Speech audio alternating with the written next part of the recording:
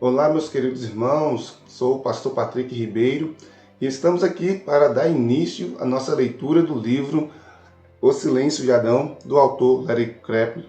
E vamos estar aqui todos os dias, nos próximos 30 dias, lendo um trecho desse livro. O livro conta aí cerca de 14 capítulos, mas nós estaremos lendo partes menores e vamos ter esses 30 dias de leitura, de oração, para que nos tornemos homens cada vez melhores. E hoje vamos estar lendo o início desse livro e com certeza será edificante. Adão permaneceu em silêncio quando deveria ter falado. Onde estava Adão quando a serpente tentou Eva? A Bíblia diz que após Eva ter sido enganada por Satanás, tomou do fruto proibido e comeu, e deu também ao marido que estava com ela. Aí a ênfase é acrescentada, e ele comeu. Vai estar lá em Gênesis capítulo 3, verso 6. Será que Adão estava ali o tempo todo, em pé, bem ao lado da esposa, enquanto a serpente a enganava com suas astúcias?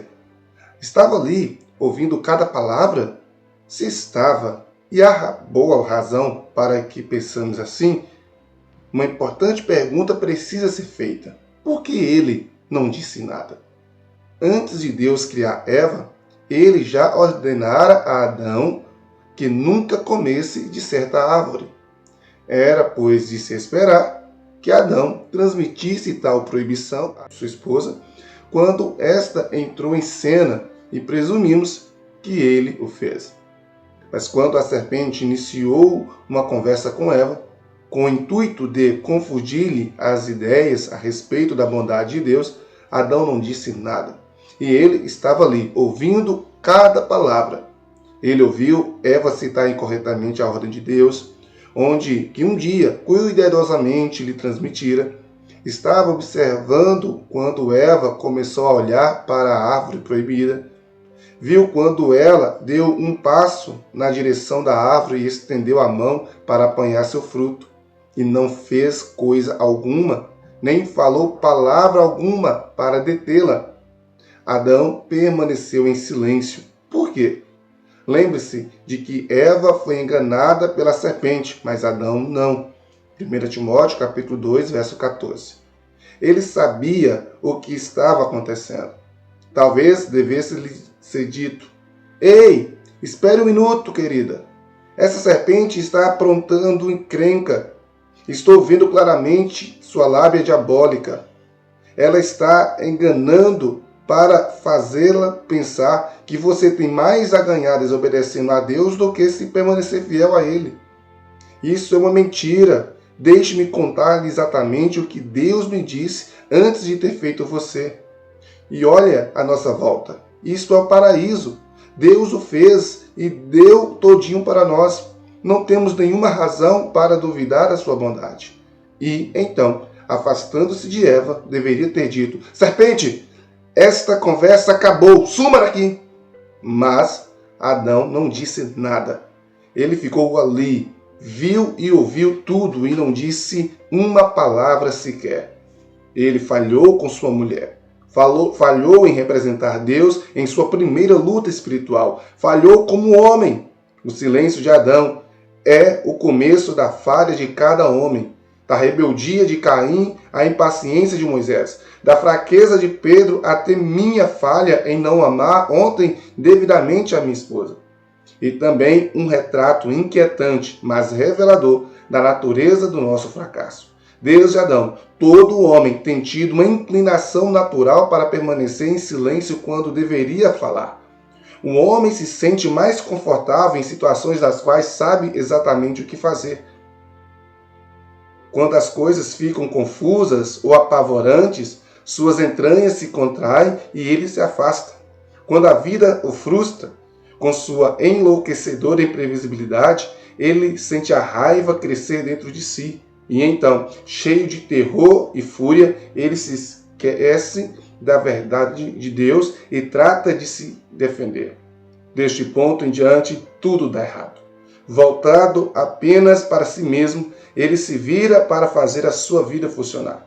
O resultado é o que vemos todos os dias. Paixões sexuais descontroladas, maridos e pais sem envolvimento, homens zangados que amam estar no controle de tudo, e tudo isso começou quando Adão se recusou a falar. Os homens têm um chamado singular para se lembrarem do que Deus disse e falarem de acordo, a adentrarem a perigosa incerteza com confiança e sabedoria que vem do ouvir a Deus.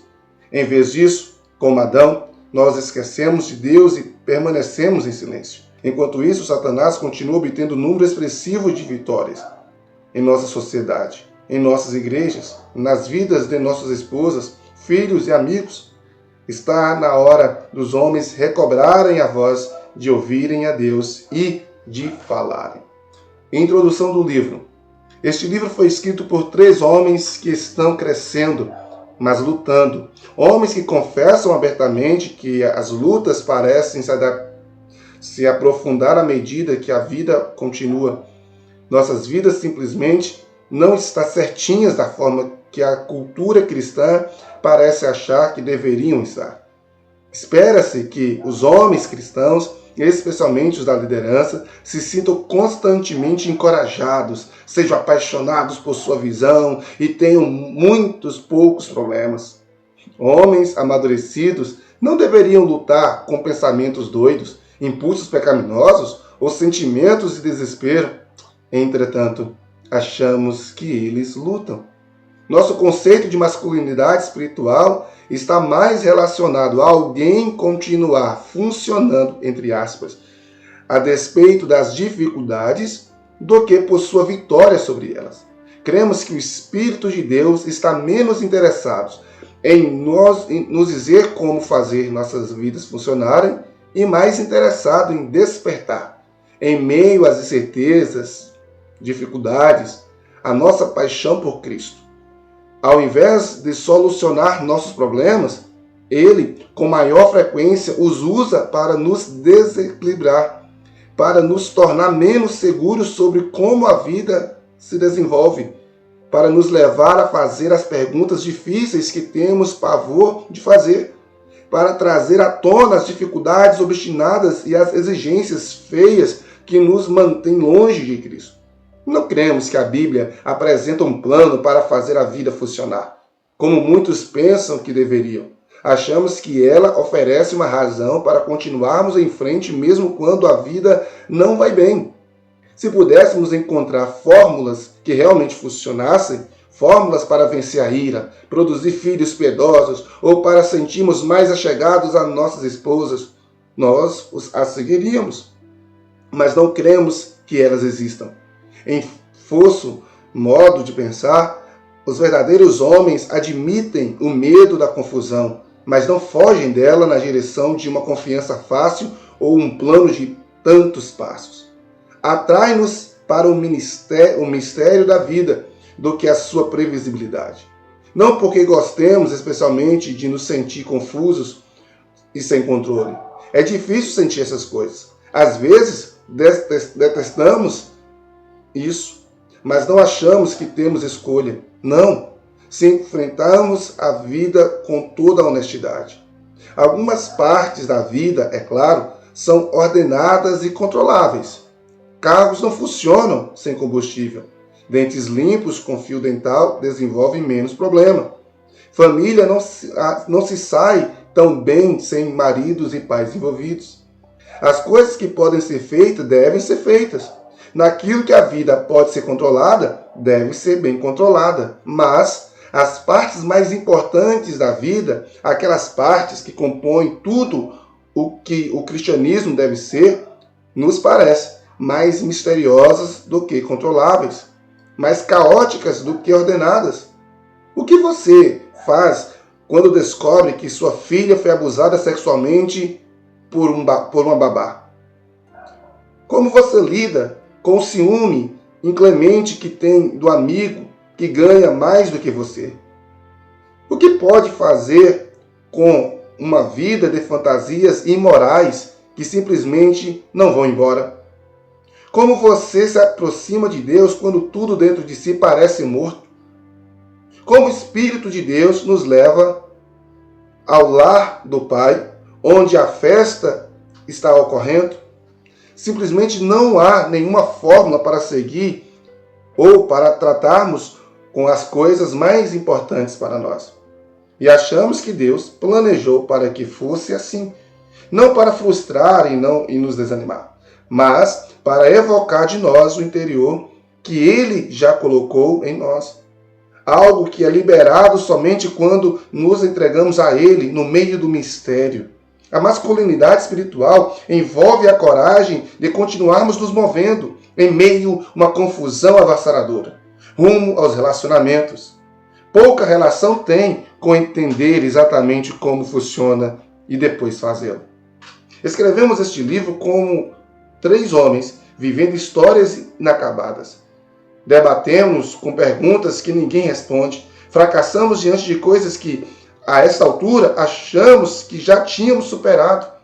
Lutamos contra feios desejos dentro de nós, inclusive o impulso de desistir quando a vida nos deixa combaleados. Lutamos para viver em comunidade uns com os outros, mas ainda temos esperança.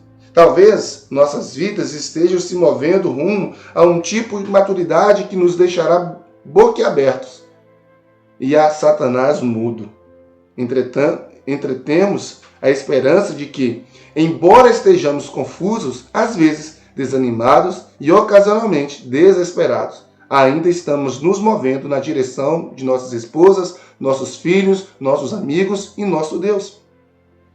Nem sempre nos movemos com desenvoltura e às vezes paramos, mas nunca com um ajuste permanente. Esta é a nossa mensagem central. Masculinidade significa mover-se, nem sempre com sucesso, ou mesmo em vitórias, mas mover-se com tipo de movimento que somente uma fascinação por Cristo, apaixonada, consumidora, dirigida pelo Espírito pode produzir. E essa é a verdade, vitória, a verdadeira vitória. Permitam que nos apresentemos a você. Somos 3 homens, cada qual com uma história para contar, histórias de tristeza, alegria, fracasso, sucesso, tédio, paixão, vingança e amor. Venha conosco enquanto consideramos o que significa ser homem e viver conforme Deus tendenciou que os homens vivessem. Essa é nosso primeiro dia de leitura. Eu espero que tenha sido edificante para a sua vida. E amanhã nós iremos para o dia 2 com a leitura já da apresentação das histórias dos 3 autores desse livro. Deus te abençoe. Esteja atento às nossas mensagens do grupo, do WhatsApp, para que você possa estar respondendo aos nossos debates. Compartilhe, comente, porque assim nós vamos crescer juntos. Até amanhã, em nome de Jesus. Com Deus. Paz.